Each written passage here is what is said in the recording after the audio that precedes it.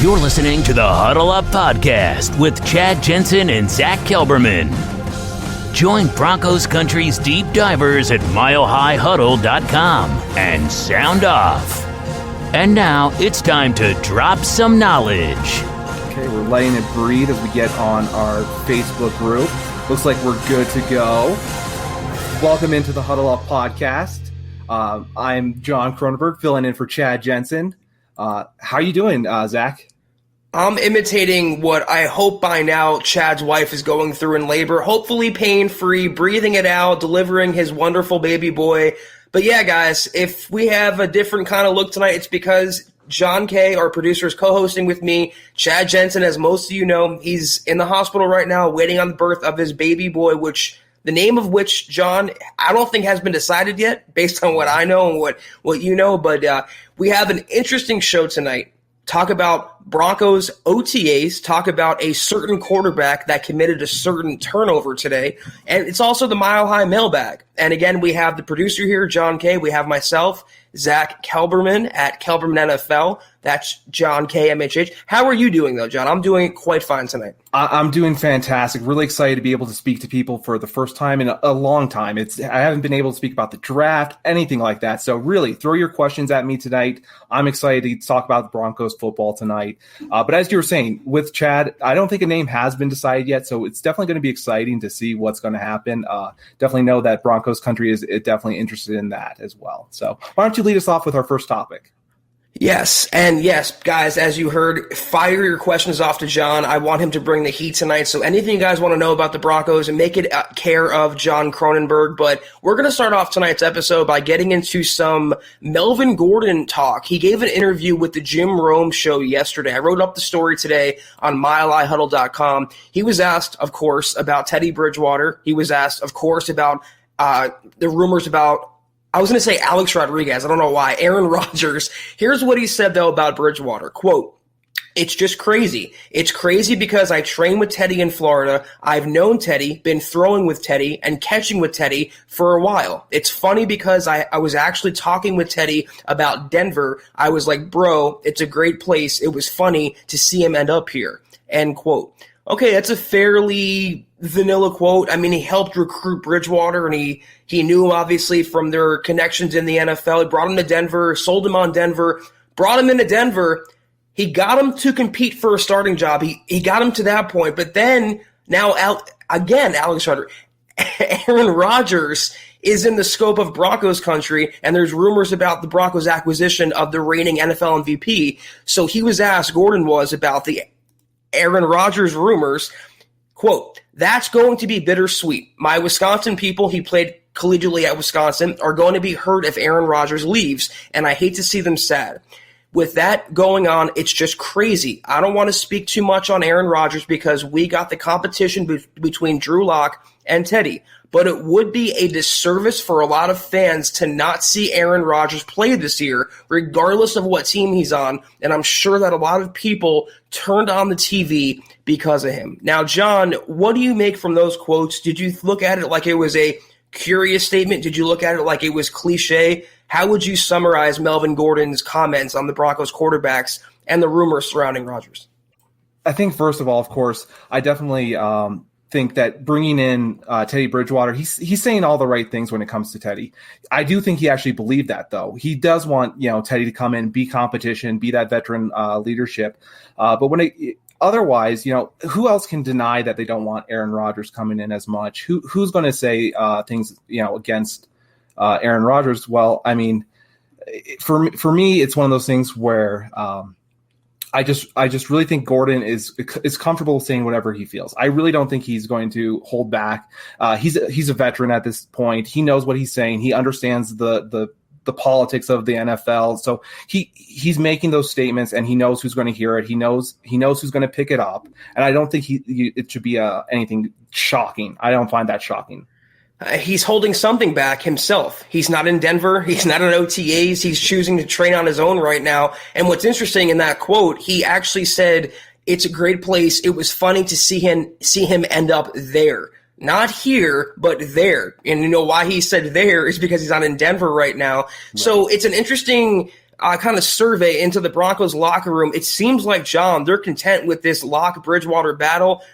If not content, they're at least resigning themselves to that eventual fate.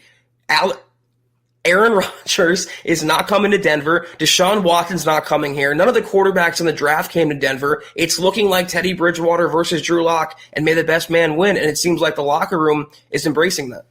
Yeah, I think the locker room has to embrace it at this point, though. What do you expect them to say, really? I want Aaron Rodgers to come in here. If Aaron Rodgers does come in here, they can talk about that after the fact when the move is made. At this point, you have to prop up your own guys.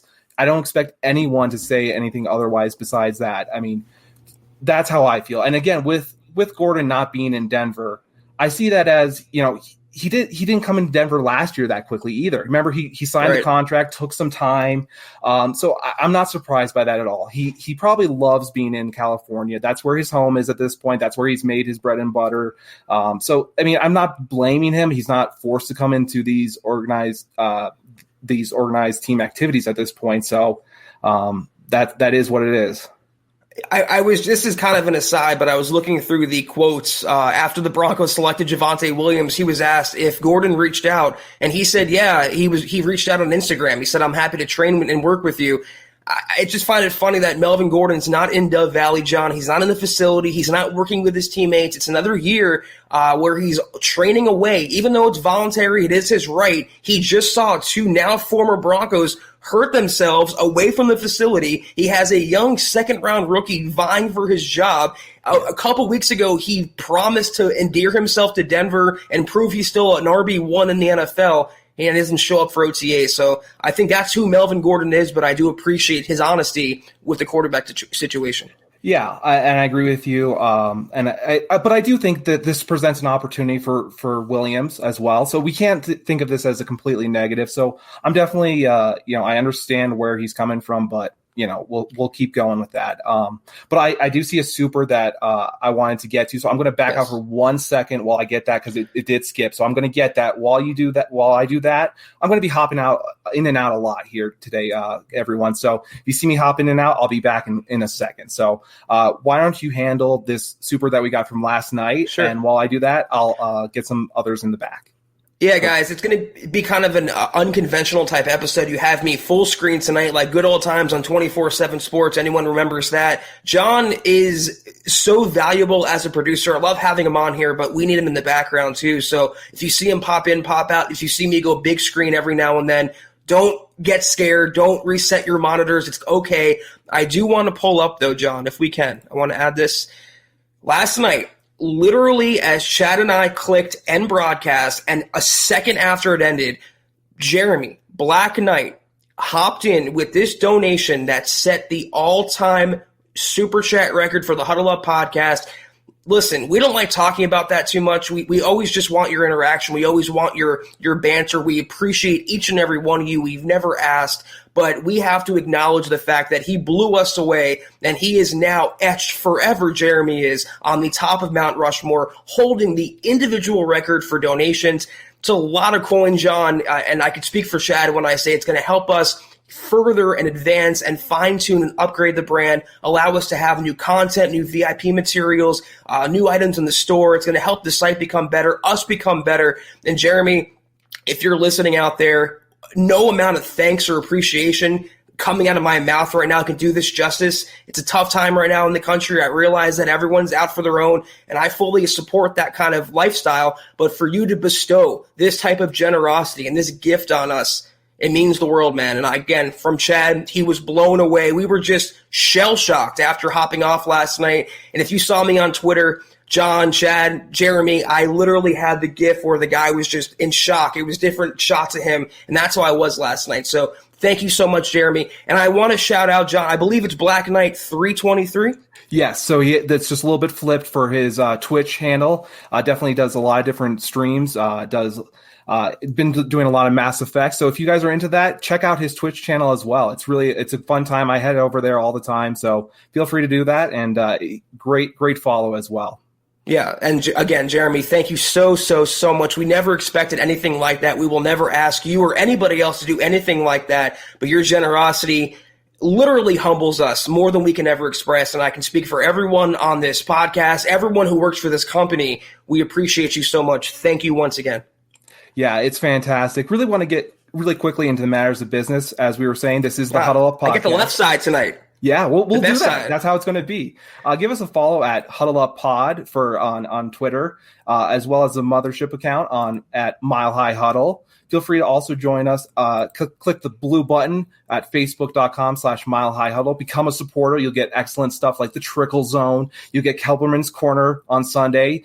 Just great content always, and it's really a fun time. I love being in there and just watching that. As well as if you're able, I would appreciate it if you're able to head on over to the store, get some nice gear. I know you got the dad hat on. I'm kind of wearing the traditional old school Broncos one, just because I know people are always talking about which style they would like the Broncos to go into for their new logo or something like that. They're always saying, let's switch it up. I'd go back into the 60s. Also, would love it if you just head on over to facebook.com/Mile High Huddle Pod. And the biggest thing that you can do is subscribe, like, and share. That really goes a long way, helps us grow, reach new like-minded fans like yourself.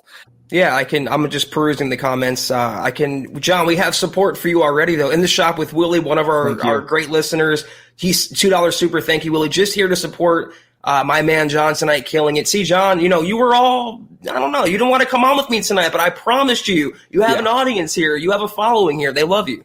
Yeah, I know. I appreciate everyone speaking to you in the comments. Always is fun, but being here kind of face to face it's really nice to be able to speak to you a little bit more closely. I do want to shout out Muhammad real quickly as well. I always want to shout out Muhammad, our resident male model. I hope baby Malik is doing really good, Mo. Thank you, $5 super, one of our esteemed members of this community. He goes, the beast and the dragon in the house. It is going to be epic. And he flexed for us with, I think, 6 flex emojis. So thank you, Mo, for that. We hope you're having a good night. We hope you like tonight's different sort of podcast. Yeah, I appreciate it, Mo. It's always great. Again, like I said, we speak all the time, but really congratulations on Malik, and it's great to be able to speak with you. Do want to show off as well. We got George in here at 4:40 coming in really early. Got a super sticker. It's the pair doing the thumbs up. Sorry, I got it where he's a little squinty-eyed, but they definitely have the pair, and it's always great to see that little pair come up. It's kind of a signature now of all these stickers. I really enjoy that. It is a pair. I didn't know what that was. It's wearing a little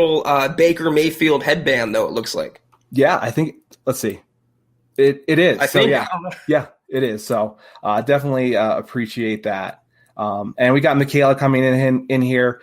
John is a rock star. We love you. I appreciate it, Michaela. I know you're always supporting us. It's always great to see you as well. And that's why she's a Duchess, John. So Michaela, thank you so much for your support. Take me to your leader. That's a new name, I believe, John, unless I'm mistaken. I haven't seen that before. It would stick with me in my recesses of my brain. Welcome, though. Hey, everyone. We appreciate you. Feel free to drop a question if you have one. Gary Leeds Palmer, good to see. See, John, I'm talking about your fan base is growing. Yes, it is, definitely. I'm at 800 followers. I know it's not where you're at and the other guys are at, but hey, I reached that 800 finally, so that feels pretty good. Got Kevin Peterson in here for a while. Hasn't seen him in a while. Really great to see you, KP. It's been some time. So why don't we get a little bit on the topic at hand, though? Why don't you talk us a little bit about what happened at OTAs today? Okay. Well, in the interest of fairness, I decided to write up the article. You can see it. John, why don't you pop it in the chat for everyone to see? It's been up now at mylinehuddle.com, doing really well. OTAs today.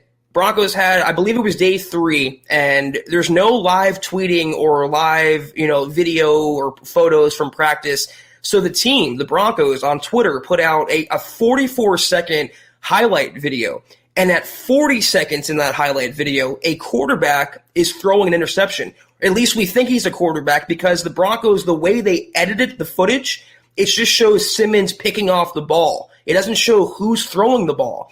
But apparently some sleuths on Twitter slowed down the video and happened to see Brett Rippon and Teddy Bridgewater on the sideline in back of the play. So by process of elimination, John, 3 minus 2 equals 1, I happen to believe that was Drew Lock. And if he was throwing to Simmons, that's first versus first in that sense. So, of course, Broncos Twitter, at least the sect of Broncos Twitter that wants Lock gone, which is a big sect, they hopped on this as, he's the same old Drew Lock. He's never going to change, still throwing interceptions. And I want to just say, please pump the brakes. I mean, this is May 27th, and he's in practice, and he's throwing against possibly the best defense in the NFL and one of the best safeties in the NFL picked off the pass.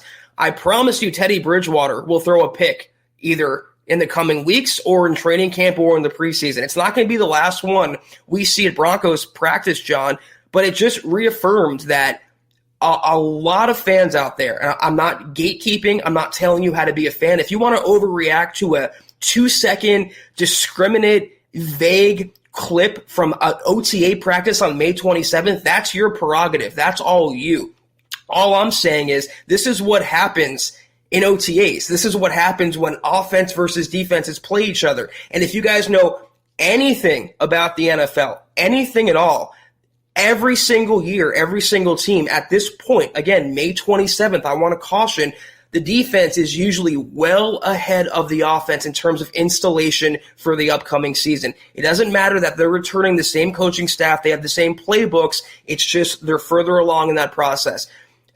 I'm not going to sit up here, John. Last thing I'll say, I guess it's not great that he threw a pick. I mean, I can't celebrate that, but this is what the kind of player that he is. He's going to take chances. He's going to push the ball down the field, and he's damned if he do, damned if he doesn't. If he throws horizontal, he's killed for not taking chances, and if he takes chances and turns it over, he's killed for turning it over. I just don't understand the overreaction, though, and I truly never will. Yeah, I think I saw the play. Definitely go check that out on milehighhuddle.com if you want to see the clip put together by the Denver Broncos. I can't fault anyone for throwing interceptions in OTAs. It really is one of those things where, what do you expect him to do? Do you want him to throw it away in the practice, give away the rep, not give it to the defense? I mean, the defense earned that. So it's one of those things where I saw the pass. It was intended to Fant. It was in double coverage, which definitely is something, you don't want to see. Oh.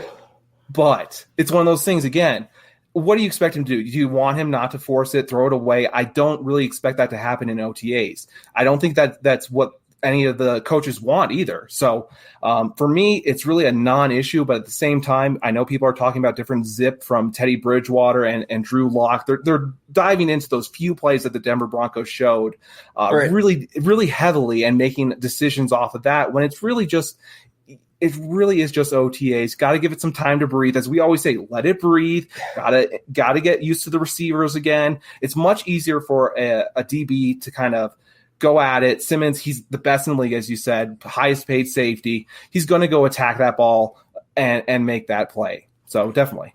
It's funny that you say that because as I wrote in the article, looks can be deceiving and it's all subjective. You see what you want to see because earlier in the day, the Broncos actually released a clip and it was two passes. It was Locke throwing to Judy and it was Bridgewater throwing to Tim Patrick. Locke's pass was a rifle right on target to Judy, who caught the pass, by the way, held on to it. A rifle, perfectly on time in stride. If you want to look at Bridgewater's pass, it took a little longer to get there, a lot longer actually, and it lagged behind Tim Patrick. And we're talking about a 3-yard slant. This wasn't a 30-yard out route. So if you want to judge passes and OTAs, it works both ways. If you want to crucify Locke for throwing a pick, how about criticizing Bridgewater for throwing behind his receiver on a 2-yard slant in an OTA practice? This is what's going to happen. Someone mentioned in the comments that Mahomes threw a pick in practice yesterday. Should he be cut? Should he be replaced? I mean, I understand never lump those two quarterbacks in the same sentence, Locke and Mahomes, but it's practice. We're talking about practice. This is what happens at this time. This is how they get better, and better on May 27th than September 27th, October 27th, December 27th. Get it out now. I want to see these chances. I want to see them push the ball down the field. I want to see aggression, and I want to see urgency. So if it means throwing a practice pick to Justin Simmons, so be it. And even just speaking to Teddy Bridgewater's throw, I saw it as there was a person in coverage and there was a safety coming there. So I understand there's less zip on the ball, there's less going on there. But I also have to defend Bridgewater in saying that, hey, maybe you throw it a little behind him because you don't want a receipt. You're just practicing that so a safety doesn't come down and hit him, which is what I saw a little bit in that clip. However, again, at the same time, I'm not going to fault him there. It really is one of those things where it's practice, and that's how I view it. So why don't we get to real quickly? We're going to go back to Teddy a little bit in a second. I want to get to Stu. Zeus. I like it, John. That was a good one. That was a good Zeus. Thank you. He's Stu or McPeak coming in here with a 1999 Super. Let the competition begin. How's our offensive line looking so far? From what I've heard, they're doing basically individual practices. Right. So you're not going to see, you're not going to hear too much about it. But again, I've heard nothing but good things, honestly. I haven't heard much on Massey. That's where I really want to hear more about is Massey and the right tackle. But I'm feeling good when it comes to the guard positions and, of course, with Bowles. So I really think the Broncos are going to be a great team in terms of the trenches this season, especially if Massey can come along and see where Miners as well. It's so weird to say, and of course, I'm okay with Bowles. We feel comfortable. It's just weird to have that mindset still, but I'm happy. Like John said, it's tough judging offensive line play in spring and OTAs. It's a lot of 7-on-7 drills, and the teams aren't practicing full bore ahead just yet. And you have players like Dalton Reisner who missed a couple practices. You don't have that cohesion. You'll get that earliest in training camp. That's when we'll have a more concrete report and update on the Broncos O-line because we'll see them go up against each other in the trenches, goal line drills, pass protection drills. That's when Munchak will sink his teeth in with the front five. But like John said, based on everything we've heard so far, which is, again, infantile, it's been positive. And also Quinn Miners, Bowles gave him a giant compliment, called him a beast. So yeah. I think that's a positive encouragement as well. I'm very excited about the competition between Miners and Cushenberry. I really do think that's going to be beneficial for both of them. If Cushenberry came in, by the way, and was able to work out, get stronger, I'm really excited to see how that's going to progress him as well. So it really is. There's a few competitions going on, but I do think in terms of the guards, we're going to be set with Reisner on the left side and Glasgow heading on over to the right guard position. So appreciate that very much, Stu. Want to get to Sam Bam coming in here. Hey guys, how do you see the cornerback depth playing out? Wondering if Ojemudia will be seen as a starter or more as a depth guy. Go Drew Lock, let him hate. First of all, Sam, thank you for your donation. That's very generous of you, and you come on extremely strong as of late. I would hope Ojemudia is not a starter. Otherwise, they wasted a lot of money in Kyle Fuller and Ronald Darby and a first-round draft pick in Pat Surtain. I like what Ojemudia could be in the NFL, but I think that's at most a cornerback 2, whereas Kyle Fuller is a cornerback 1 when he's on. Ronald Darby last year was a cornerback 1. Pat Surtain was drafted to be a cornerback 1. Ojemudia, like you mentioned, Sam, great depth piece. I mean, he came on fairly strong last year after his drop issues in the Green Bay Packers game and everything like that. I'm sorry, the Packers game, the Steelers game. That was a horrendous game for him. But you also have Essang Bassey back there. You have Duke Dawson. You have some other players that are fighting for their own spots. So it's going to be tough for Ojemudia to crack the lineup and see significant snaps. But as a cornerback 4, let's say, you could do a lot worse. And we did see Ronald Darby speak to the press today, and he did speak about, in terms of the cornerback depth and all those different things, how it's much easier for him to assimilate right now because of guys that have been in this system before. Remember, Kyle Fuller has been in this system with Fangio when he was in Chicago. So Fuller, I know he's not there at OTAs right now, but that's one thing when you can expect. When he comes in, he's going to know this system in and out as well. Simmons has been with this system another year. Jackson has been in this system for another year. So I know that's talking about the safeties, but again, other cornerbacks, I think you're going to see a lot of the depth is just going to be quality. Even with, Kerry Vincent. So there's competition up and down the board.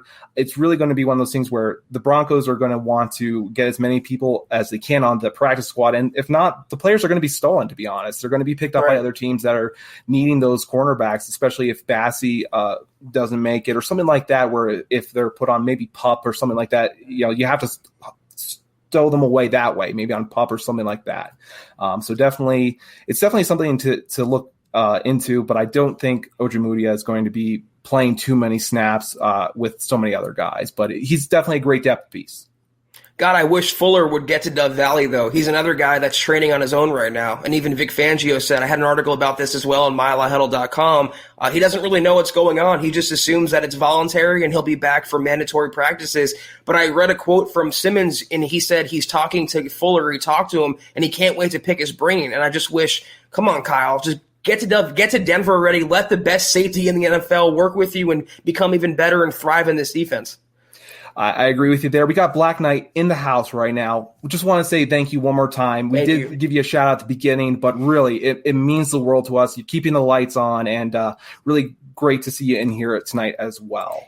And again, any Twitch streamers, again, his Twitch stream is Black Knight 323. Yes. Right, yes. Okay. So, give him a follow, guys. Great Twitch streamer. Definitely. I'm going to pull up. We got a Dave from Georgia coming in here.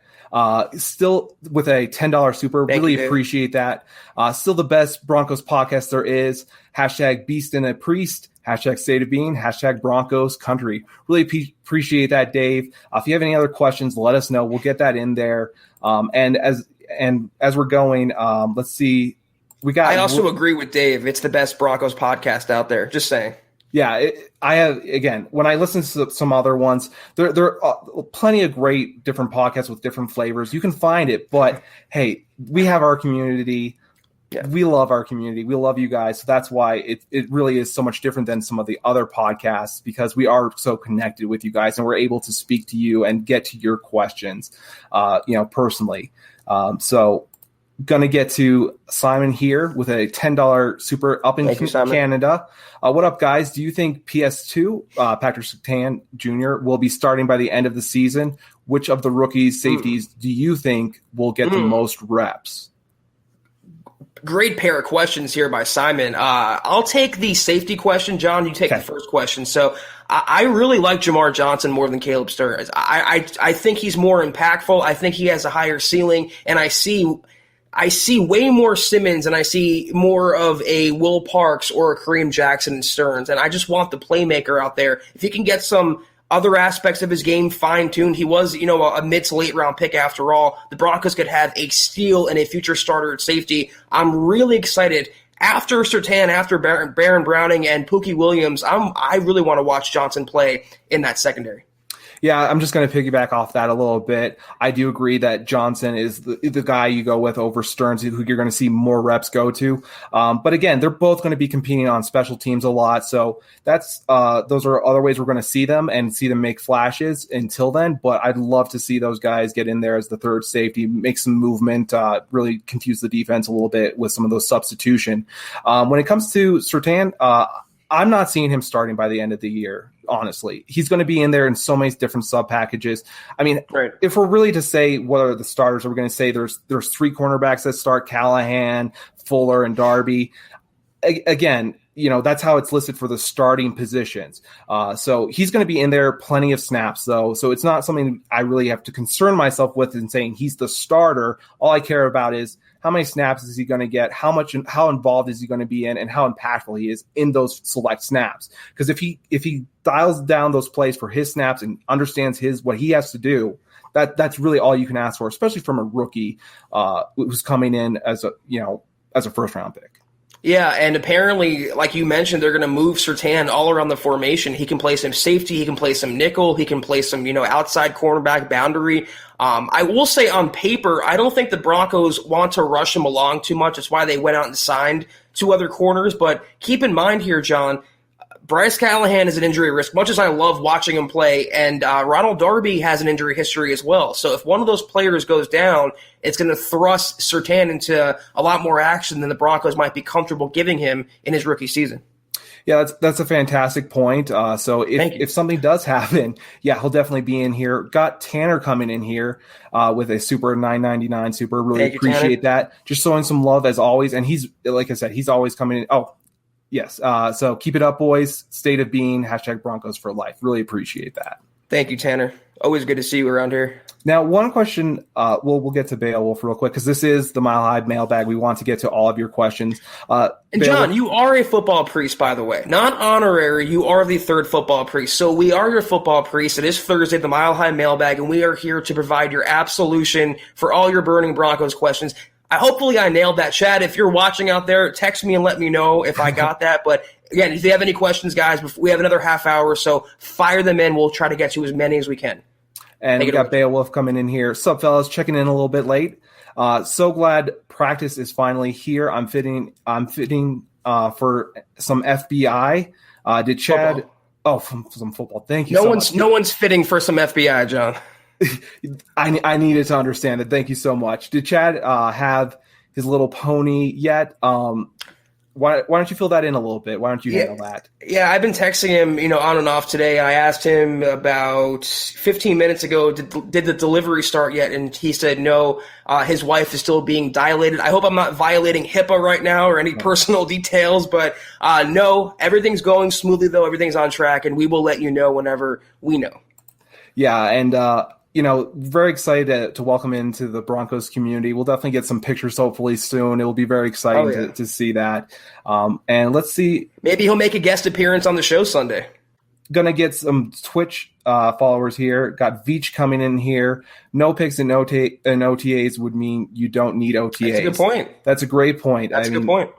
OTAs, this is the again, why I think he threw that interception in the first place is why throw away the rep? Give it to the defense. I really don't know if that rep honestly was him thinking, I don't throw it away in practice. I really need to understand that point for me to say that was a full interception, because I really am pressed up against it. We're thinking, hey, he had to throw that ball. That's what the coaches would have wanted. So that's really my mindset when it comes to locking that interception. It's no big deal. You can't think of that as anything really as a big deal. What's the point of practice if you're not going to use it to get better? I mean, practice is made to make mistakes and to get the kinks out now before the bullets start flying in September. So if we're ruminating over an interception that we don't even know the context, we haven't seen the full play, John. Yeah. We weren't there. I mean, we don't have all 22 footage. It could have been the ball slipped out of his hand. It could have been numerous things. I'm not going to overreact to one interception on May 27th when I promise you, in early June and during mandatory mini camps, I'm sure a Broncos quarterback, whether it's Bridgewater, Locke, or Brett Rippon, is going to turn the ball over. And we're going to probably overreact to that too, because it's what we do in our society now. Yeah, and I just want to look for a few more here. Let's see. Why don't we grab BNS real quickly with a $2 super? Really appreciate that. Zach, you're okay with bowls? Wow. Crow Pie, # all pro bowls. BNS, really appreciate it. Obviously, you were one of the first people really hard on bowls at first, but I really, you came along, you kind of ate some of that crow pie, and now you're rolling with it. I really do appreciate that. I misread crow pie at first, and it kind of made my heart skip a beat, but yeah. BNS, we appreciate you. As the Bowls news service, he's always there to provide anything Garrett Bowles, and I'll own up to it once again. John, I still get comments on YouTube harking back to when I was tough on Garrett Bowles, as if I haven't apologized and rectified that in the last, 6 months since he's been performing at a high level. So, yeah, I'm okay with Bowles, and it's nice not to have to worry about the left tackle the Broncos drafted in the first round to be the blindside protector. It's nice to see him develop into that reliable blindside protector they used a first-round pick on. Yeah. Want to get to Nathan Brown here real quick, saying Fant is going to be fire, obviously, this year. I agree with that, but I do want to segue a little bit when Fant was speaking today to the media, just speaking about how the team came together for him in his time of need when he was having the funeral with his mother, unfortunately passed away. I know that was very for me, I can definitely understand why that was so emotional for him, and having that support from his teammates really does show that I think this team is a very close-knit group. I think that's something you have to look at and be, really be aware of at this Broncos team, that this locker room is very strong. I just really want to mention that there's leaders in this locker room, top down, every position, every different, room that you're going to go into. There's going to be a leader in there to really support the rookies and, get the veterans that are new additions up to speed. Yeah, I watched Noah Fant's presser today, and it's been, a couple weeks, John, since he lost his mom, and the amount of inner resource and strength and character and will he has to go on and do his job and sit in front of the press who are asking private details about his life. I mean, John, I couldn't imagine when I lost my father, it was, 6 years ago now. going on 6 years, and I quit work for like a month, and I wasn't in the NFL. I couldn't be around anyone. I couldn't do anything. I couldn't function. So I give Noah Fant all the credit in the world, and I'm so happy he has that support system around him because he deserves it, and it's a travesty, and it's so tragic what he's been through at such a young age. I really have a lot more respect for him now after that. Definitely, and really do feel that way for him. And it really, again, the coaches were also there. I do want to note. So this isn't just the players together. The coaches were there as well. So it really shows, again, tight-knit group.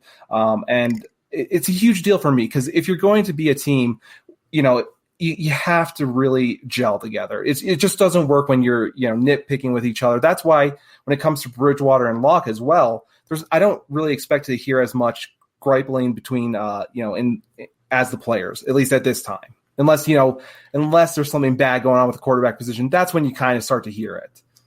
Now, if the coaches would just be there for Noah Fant in the playbook and on Sundays and get him the freaking ball.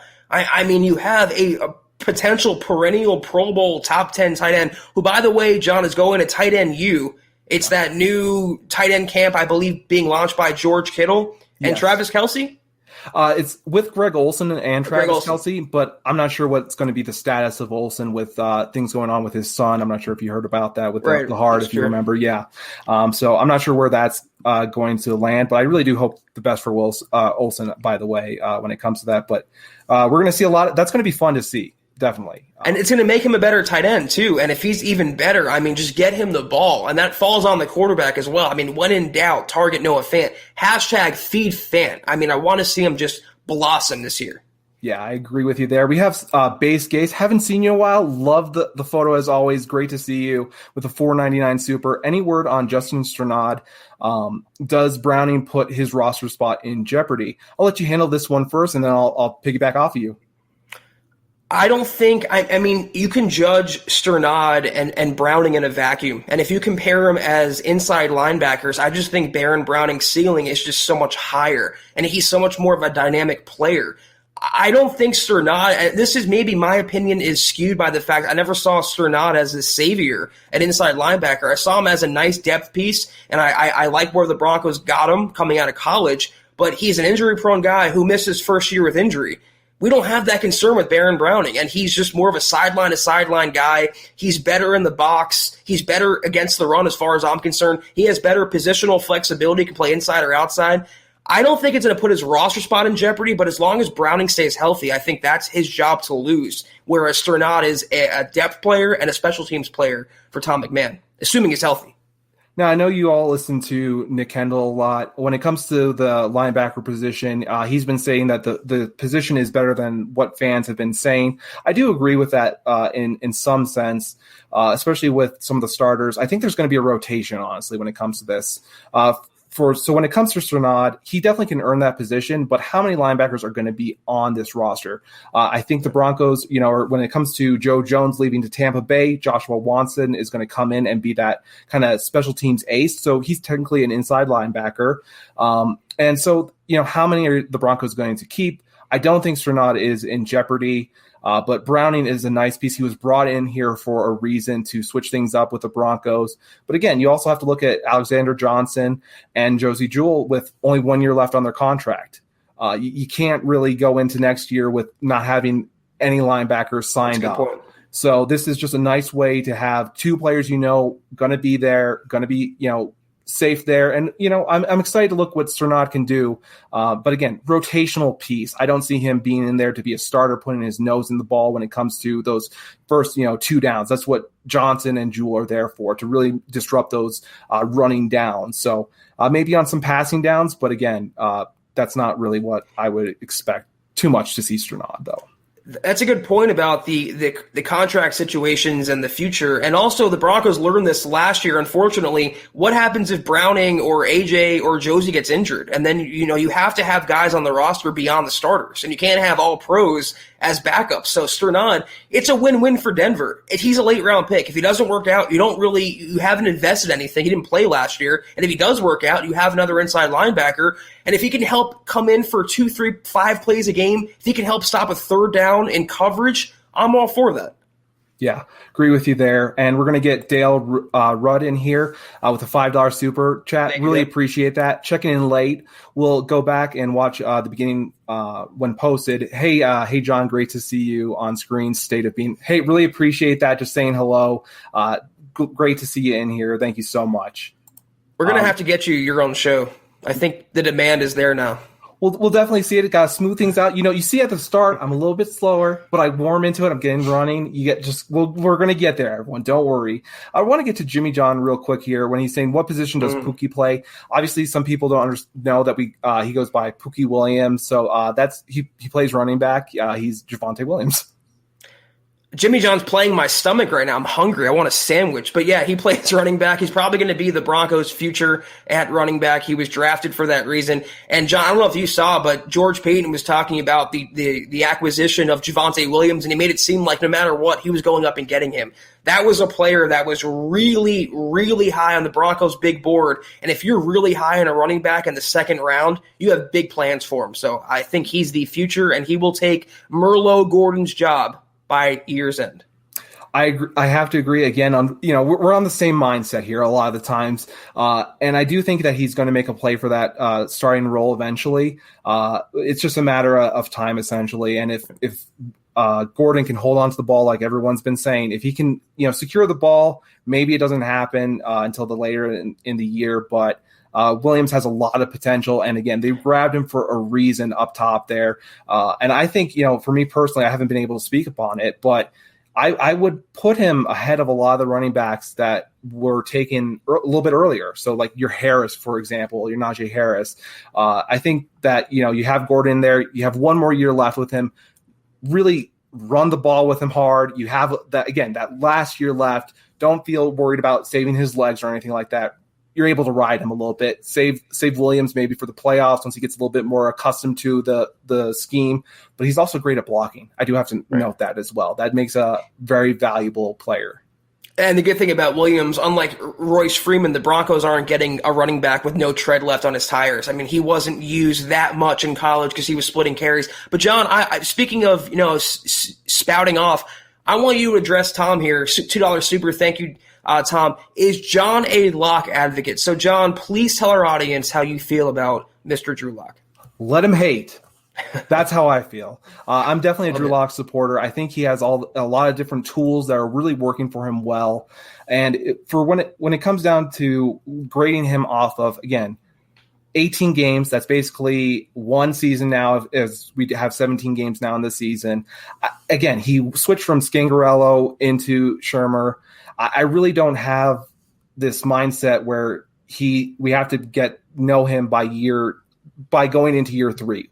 The Broncos have 2 more years with Locke. They can also franchise tag him by the end of that. So if things start to pick up, Locke starts looking well, then there's a lot of different options. Locke has a future here. They can start thinking about that. But again, he has to prove it. So I think Drew Lock, he came into OTAs. He's looking the part. Now it's just a matter of, can he actually follow what Shermer's plan is for him, and does he actually fit within Shermer's plan? I know that's something that I'm not convinced when it comes to Shermer, but it's one of those things. I'm very fond of Locke, and I think he can be a top 16 quarterback, top 15 this year, and again, develop further. You don't want to say by year 3, he's no longer going to develop as well. I just don't put that on any player. I don't think you would put that on you. We put that on Bulls. We saw what that happened.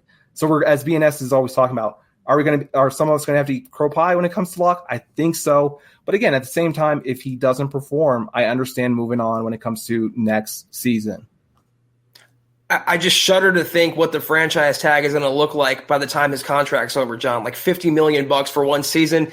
Miss me on that. But we have Naj jumping in, $19.99 super. Thank you so much, Naj. Good to see you, by the way. You've been infrequent in the podcast lately, but we always appreciate your viewership. He said, hey, brothers, what, if any, changes in approach do you anticipate from this coaching staff this season? Okay, John, I'll take offense. That's the more exciting one. You take defense. Offense, the whole approach has to change. I mean, they let Phillip Lindsay walk. I still don't understand that, but they have Pookie Williams, they have Merlot Gordon, they have Freeman, they have Mike Boone, they have a fairly competent backfield, but they have the receivers, and I think the offense should go as these weapons go. I mean, why surround any quarterback, lock or Bridgewater, with the likes of Cortland Sutton, Jerry Jeudy, KJ Hamler, Noah Fant, even Alberto, Tim Patrick, Tyree Cleveland. You have playmakers literally sprawling throughout the offense. So the approach on offense should be from Pat Shurmur: get out of 1995 and come into 2021. Push the ball down the field, be creative, and keep opposing coordinators on their toes. Keep them up at night, having a game plan for those weapons. He has such a blessed situation, Pat Shurmur, and he's squandering it. Other play callers out there would kill for these weapons. Look at Matt LaFleur in Green Bay. He has one receiver and one running back. Look at what the Broncos have by comparison. So push the ball down the field, get the weapons the ball, use KJ Hamler in space, target Noah Fant, get Cortland Sutton one-on-one, help your young quarterback out, and just play 2021 football. That should be the approach on offense. When it comes to the defensive side, I'm really thinking you're going to see what you saw last year. There's not going to be too many changes. The coaching staff, they have the big difference is they're getting their players back.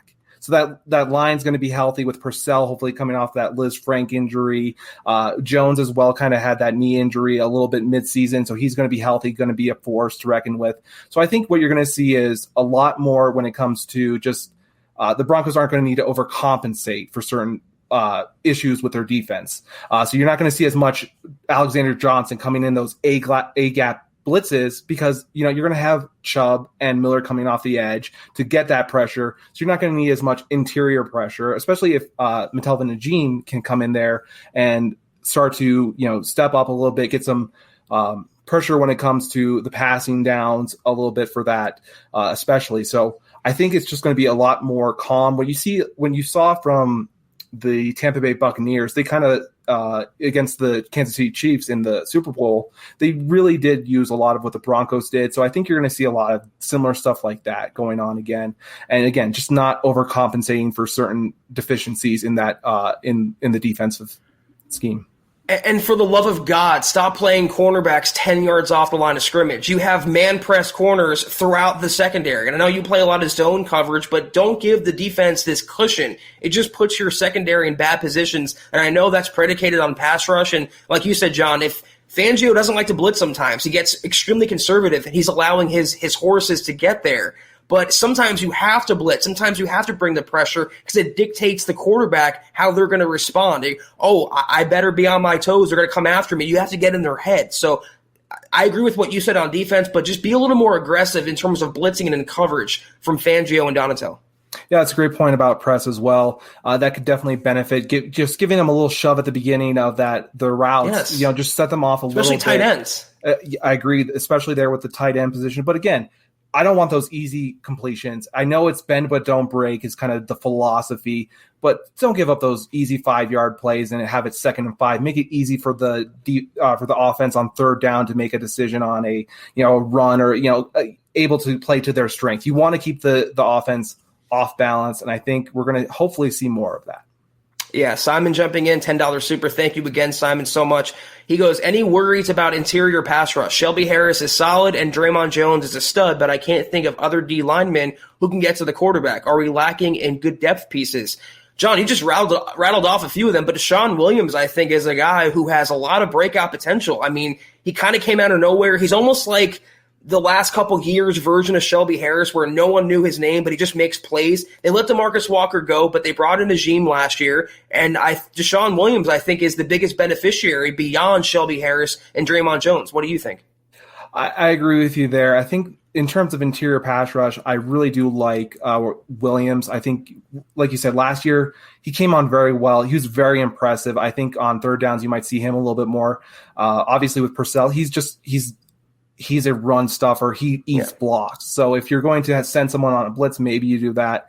But I think the pieces are there. Again, depth, it's going to be a little bit of an issue for me. I know we brought in Stevens from Minnesota. Right. Really just a depth piece to me there. Don't see him being a pass rusher. So again, when you're talking about those A-gap blitzes, that is one of those things where the Broncos had to make up for the deficiency in that interior pass rush. So that is probably my biggest concern on the defense right now. But again, there's always going to be some flaws in defense, and we don't know what other names are going to be available later. We're still, there's still plenty of ball to be played. We're just starting. I mean, one guy that's a super, super, super dark horse that no one talks about is Isaiah Mack, who the Broncos signed really early this offseason, spent some time in Tennessee and I believe with New England. You never know. With Bill Kollar, these gems can be polished and turned into freaking Pro Bowlers, John. So that's as long as they have Kollar in the building, anyone they bring in behind the starters, they're always going to be impactful players. That's one position I'm not worried about. Well, that's great to hear. And again, last year the Broncos were playing with Sylvester Williams again. So I think, again, you're going to see much better players from there, and you should be very excited about that. And it is going to be a better going forward for this year.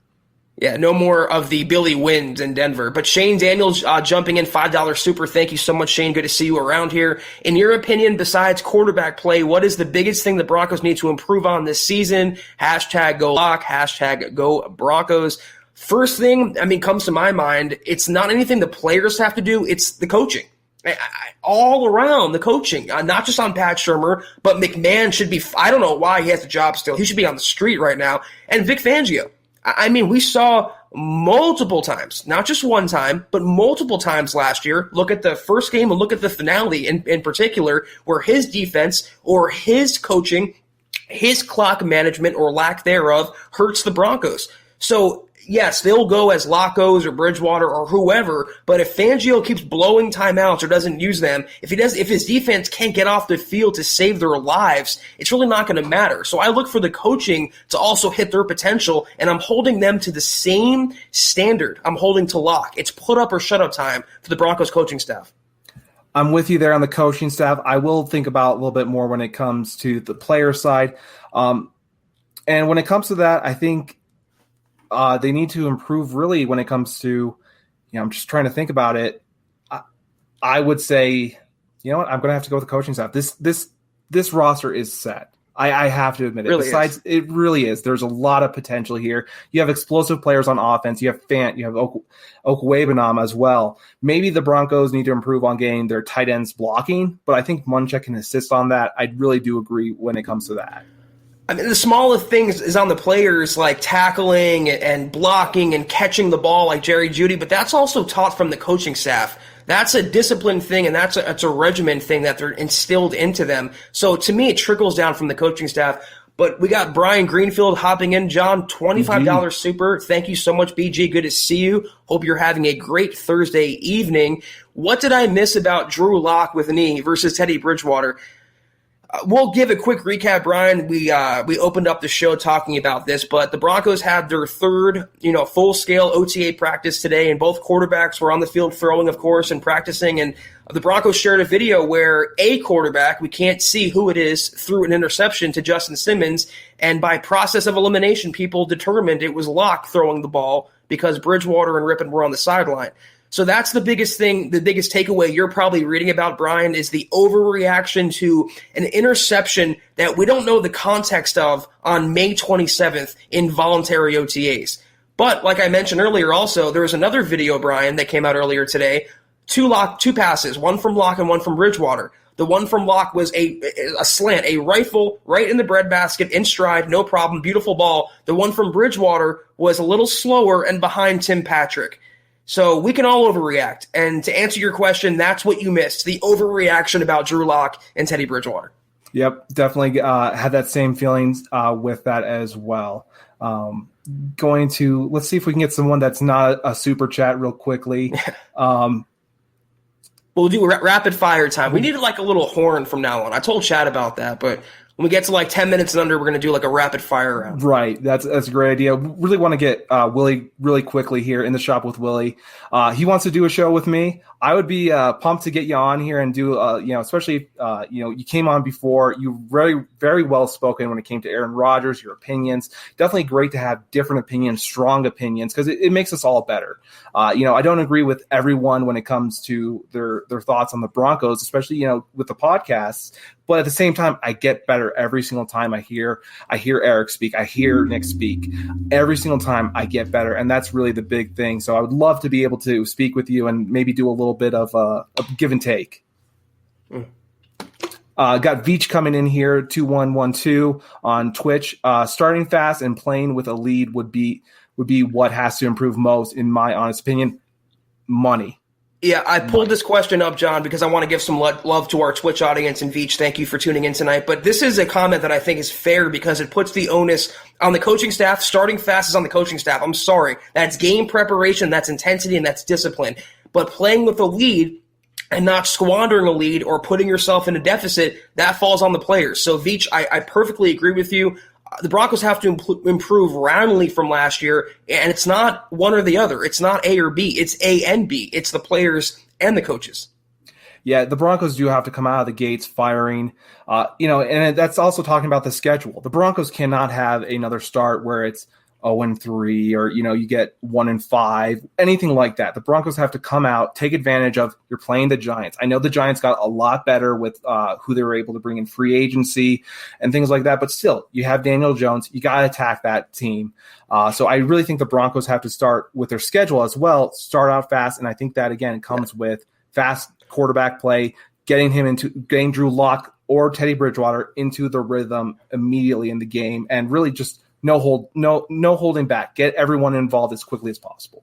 Beat the teams you should beat. I mean, there's no reason why the Broncos can't go into Week 3. By the way, possible MHH meetup in Week 3 against the Jets. There's no reason why they can't be 2-0 going into that game. But Sam jumping in again, $5 Super Sam. Thank you so much. He goes, my future fantasy team wants to know if I should take Fan over Gronk, Tanyan, or Kyle Pitts. Your thoughts? John, I don't know how big into fantasy you are. I love fantasy. I play it every year. I'm not into the DFS. I'm more into the year-long type of fantasy. I know I'm a dying relic of years past, but I would take Fan over Gronk for sure. I think that was lightning in the bottle that pass last year. Tanyan is with the Packers. That name, I'm just going to be frank with you guys. Isn't that Robert Tanyan? Didn't he stay I believe that's a Packer, but, I'm not 100% sure. And Kyle Pitts, I'm sorry, John, real quick, Kyle Pitts in that offense, if they trade Julio Jones, which it looks like they will, I mean, his target share is going to be astronomical. But he still has Calvin Ridley in that offense. You don't know what's going to happen with Matt Ryan if he's going to stay healthy. But then again, you can't really trust Noah Fant in this Broncos, and that's sad to say. Not because of any fault of his own. You can't trust Noah Fant in fantasy because of the Broncos offense, because of the quarterback play, and because of the coaching. When those things improve, he'll become a weekly tight end 1. But maybe in the middle round, Sam, if you want to grab Fant, he can blow up at any time. And if he's used correctly, and it's a shame, if he's used correctly, that's 1,000-yard, 8-touchdown guy, minimum.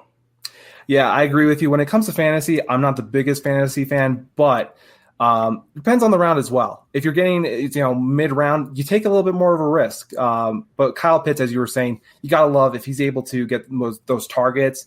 And Calvin Ridley is more of the feature wide receiver as Julio Jones is traded hypothetically. Yeah, that's a nice pick. That's a nice pick. If you use a top 5 pick and a tight end, you better just be force-feeding him targets. So I would take Kyle Pitts, I think, fairly high. But if you have a spot on your bench, Sam, I would grab Noah Fant because, again, if he pops off, I mean, that's just an all-star, all-world talent. But Dale Rude jumping in again. Dale, thank you so much, man. $5 super. I want to see the defense get more turnovers. Haven't we been towards the bottom since Fangio came in? It seems like I haven't seen a turnover since the Super Bowl, John. It's SB50 back when Von Miller was strip sacking Cam Newton. They haven't been forcing those turnovers as good as their secondary's been, having the pass rushers and Fangio. They're mostly just a bend but don't break defense, though. They're willing to cede the yardage, cede a field goal, and preserve giving up a touchdown. But with that comes no turnovers. And it's surprising because Simmons was the only guy creating them. They made him, one of the highest paid safeties or whatever, the highest paid safety in the NFL. But they got to get that production from more people. They need it from cornerbacks, from linebackers. And that's why you saw the Broncos go out and draft Pat Surtain. That's why they drafted Baron Browning. That's why they brought in Kyle Fuller, who's known to create takeaways. Ronald Darby, not known for that, so he'll just be hopefully locking down people in coverage. But his addition will allow the Broncos and opposing quarterbacks to hold the ball for a split second longer. And when you hold the ball for a split second longer, one of two things could happen: a sack or an errant pass, which could result in an interception. So the numbers, if they don't go up this year, John, I mean, that's a fireable offense to me off the bat. There's no excuse with this pass rush, with the secondary, and with the coaching why they can't tee off on more quarterbacks and force more picks.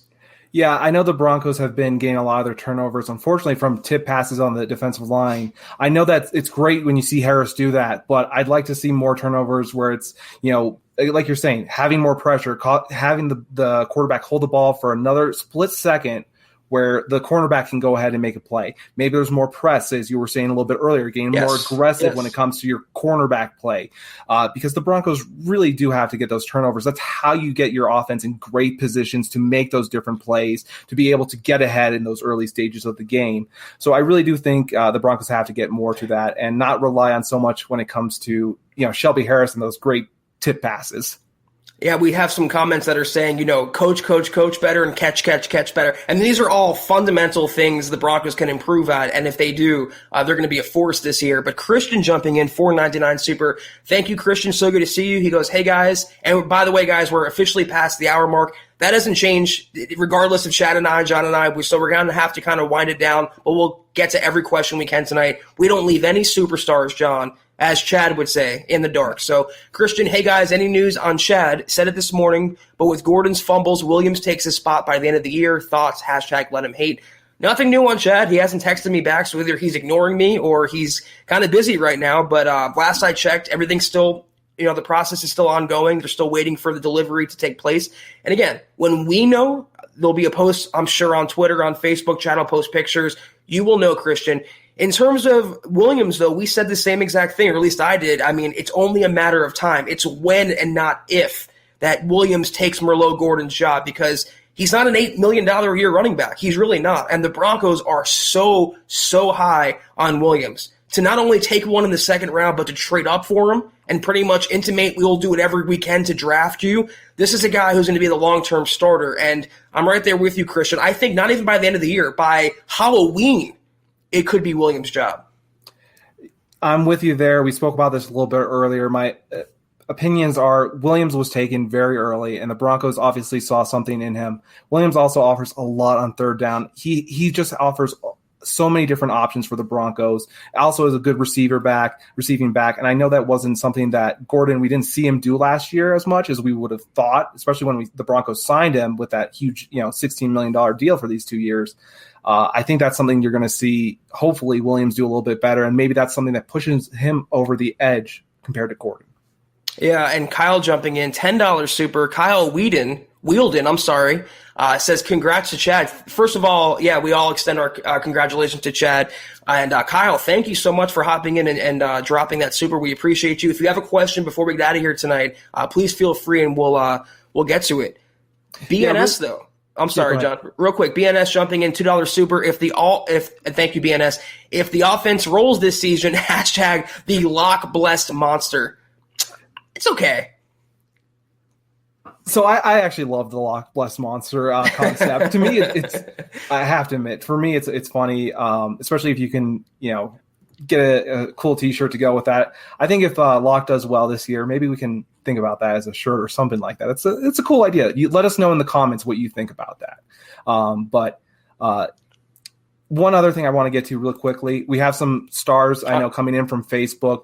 Brad Murdoch, you're always in here consistently. I'm sure we have Gary Lee Palmer's, so many other people that come in here every single day. Travis is the one who always also does it as well. So I really appreciate that. Unfortunately, I can't go and look back and see those right now, but we really do appreciate it. And again, thank you so much. Probably have Claude as well coming in here with Go Broncos. Hopefully we're able to get to some of those questions for some of our superstars on Facebook as well. Yeah, we'll keep scrolling through the comments here. Any questions? Again, you guys, we're winding down. We have a super from Mike, $5 super. Thank you so much, Mike. Good to see you. He goes, we have a chance to be relevant this year. Yeah, the Broncos do. And more than that, they have a chance to go back to the playoffs this year. They have a chance to really make their claim in the NFL that they're not this basement-dwelling loser franchise. Real quick, John, little tangent. I saw a tweet, and I believe – I'll put him on blast. I believe it was from U Fantasy or U Stadium Fantasy, whatever. It was some infographic that kind of ranked teams by tiers, and I don't want to misappropriate the bottom tier, but I believe it was like dog poop or dog water, something really disparaging. And it was like the Lions, the Raiders, and the Broncos, and they don't belong there. They're not that. They're a proud franchise. They won a title not that long ago compared to teams that never won one, like the Lions, for example. So they're going to be more than relevant. I think they're going to be a double-digit win team as far as I'm concerned. 9 or 10 wins, maybe 11 wins, a wild card berth, and they're going to make some noise. Way more than relevant. Yeah, I think relevant is definitely they're going to be a contender, in my opinion, if Locke can get things going. I'm not saying a Super Bowl contender necessarily, but this team really has so much potential when it comes to if they can all live up to it. There's so many different weapons on offense. Who do you not go after? I mean, if you're a defense, who do you say, okay, we're going to let this guy be on single coverage and let him do his thing? If you do it with Sutton, deep ball. If you do that with Judy, he can take a slant and take it to the house. Same thing with Fant, as we've been talking about all day. So for me, the Broncos can be relevant. They could have been relevant last year, in my opinion, too. So laying that aside, though, want to get to Travis here, kind of saying the same thing as well. Just want to give a shout out to him just because, again, he's always in here clutch supporting us. It's time for the Broncos to win again. Again, being off of that, the last 5 years have been hard to go through. If this year goes bad, it would be great to hire Eric Bieniemy. He's a former Colorado Buff and definitely has a lot of insight on the Chiefs, and I know he wants to be a head coach. I definitely like the Colorado connection, but I went to CU, so that's kind of a little bit selfish on my end. But when it comes to Bieniemy, I would be excited with him, but I don't think I'm looking to a coach right now thinking about that, just because I really want to see what this season brings, but it definitely is a thought for the future. Yeah, and the good thing is, and thank you, Travis, for your comment. The good thing is, John, it looks like in the next coaching cycle, it's just littered with offensive minds, and most of them young. Eric Bieniemy, Kellen Moore, Greg Roman, Brian Daboll, all those are names for the Broncos to attack next offseason if they get to that point where Fangio is no longer employed by Denver. But I believe, I don't know, did we get Dave and George's super? I do not remember, so go ahead and throw that up if you can. Can you look in the back end? I'll go ahead and do that. I'll look in the back end. Why don't you handle this one with Nathan Brown if you don't mind? I said I was going to get to it a little bit earlier, so go ahead and this with Oh, yes, okay. Nathan wants to know, what's up with the Jalen Smith rumors? And we were talking about this, John, before we went on tonight, and I haven't heard anything out of Denver linking them to Jalen Smith. I've heard out of Dallas that apparently the latest rumor, they try to move him during the draft. And according to WalterFootball.com, and I don't know how credible they are, John, based on their history, but they said that teams that were interested in Smith looked at his game tape and were no longer interested and declined to pursue a trade. I don't think Dallas wants to move him this year. I think they want to let him play this year with Micah Parsons, Leighton Vander Esch, and Randy Gregory, who they have on defense, and let him walk next offseason or cut him. I don't think the Broncos, on the other hand, would be interested. Why would you take on a linebacker who was his entire 2021 salary was fully guaranteed? So $9 million you'd be taking on. You have Bradley Chubb. You have Von Miller. You drafted Baron Browning. You have AJ. Why would you want Jalen Smith, who never blossomed into what he should have been coming out of college? He's a very underachieving and overpaid linebacker. So I don't know where those rumors stem from, Nathan, but the Broncos have no use or no need for Jalen Smith. Yeah, I saw those rumors as well. The first place I saw them was Chat Sports, so I'm not really sure where that came from. But again, they do good work. So I know some of those rumors I've been hearing around, but I agree with you wholeheartedly. It's one of those things where I don't expect to see Smith come here. It just doesn't make a lot of sense. When it comes real quickly to Dave from Georgia's Super, we did get that. I do want to thank him again, though, for the $10 Super, saying still the best podcast, Broncos podcast out there, if you don't remember that Super. So really appreciate that, Dave. I know you've been going through some stuff, and really just great to see you in here and be able to participate.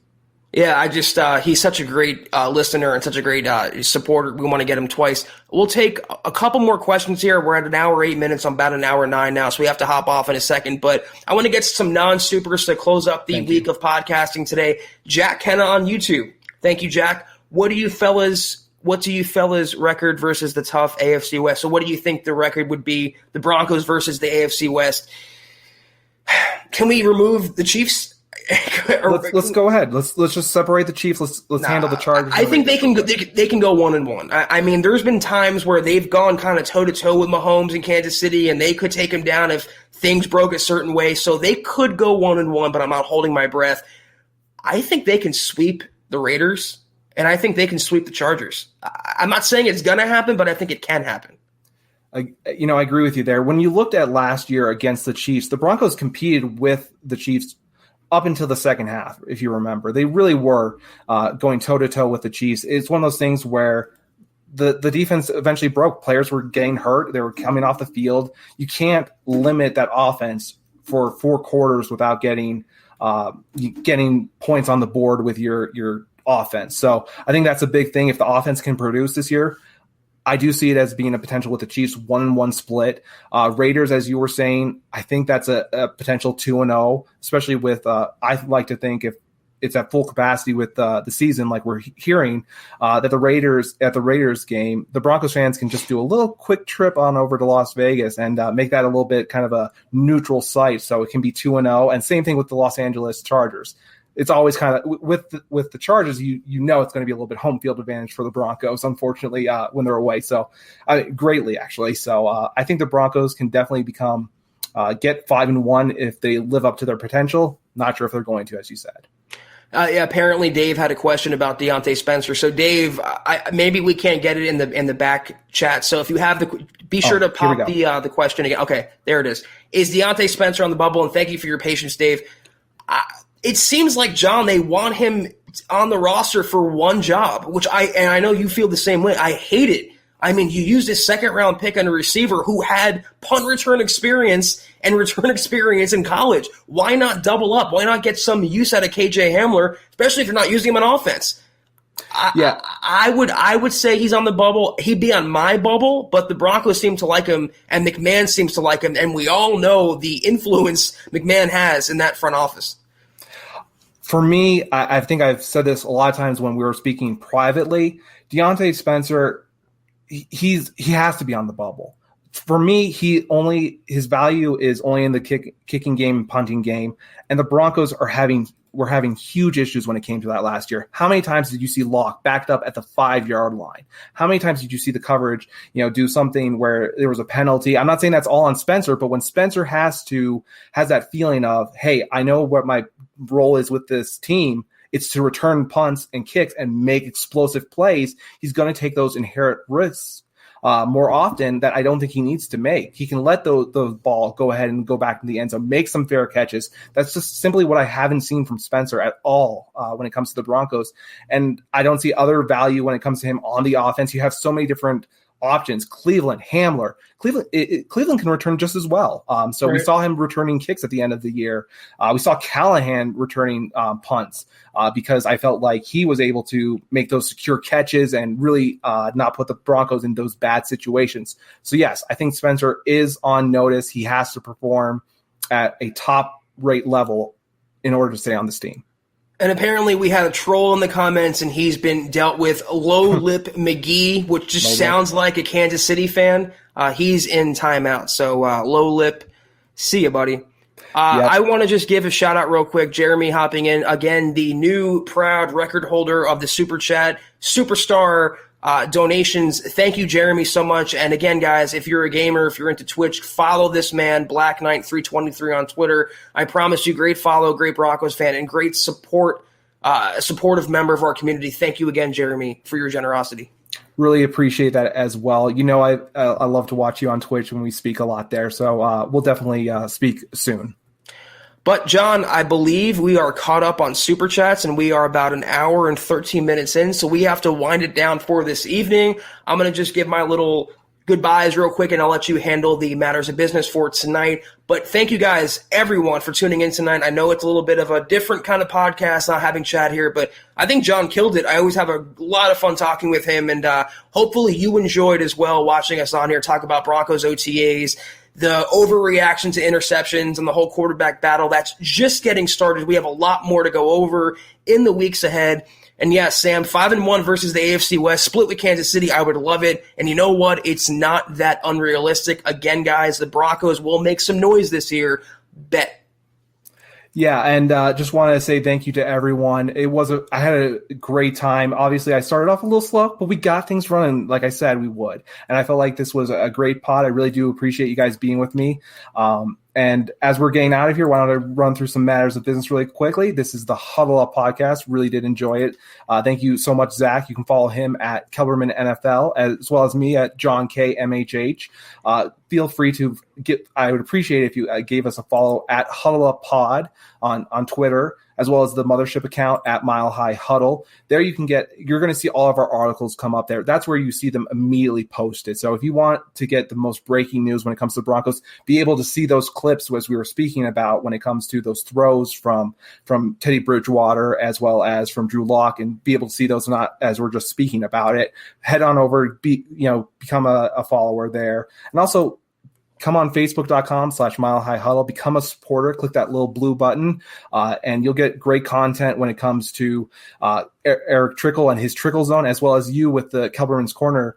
I'm not sure if you have anything to give a sneak preview yet, but okay, we're going to keep that quiet, and as well as with Kim Becker. She's great as well. If you're able to, and in a financial position, would appreciate it if you were able to visit our store, huddleuppod.com. Get your swag on. Really appreciate that. There's definitely some new stuff coming that I've seen some concepts on, so very excited about that. And the last thing that you can do that makes the biggest difference, again, subscribe, like, share, reach those new fans just like you. Really appreciate that. Any last words as we get out of here, Zach? I have no last words unless you do, John. I just want to say another thank you to our wonderful audience for tuning in all week with us. Another great podcast tonight. We'll be back in the saddle Sunday night, though, for our usual Huddle Up podcast. I believe Chad will be back. I don't know. He'll update us on his status for that, but I know by Monday he assured us he'll be back in the saddle. So it might be John again on Sunday night, but regardless, I'll be with you guys, our supporters, noon Mountain Time, Kelberman's Corner on Sunday. Don't miss it. Back in the saddle Sunday night Huddle Up podcast. Thank you guys. Have a great weekend, John. Have a great weekend, everyone out there. Take care. And as always, come on, John, with me. Go Broncos. You've been listening to the Huddle Up podcast. Join Broncos Country's deep divers at milehighhuddle.com to keep the conversation going.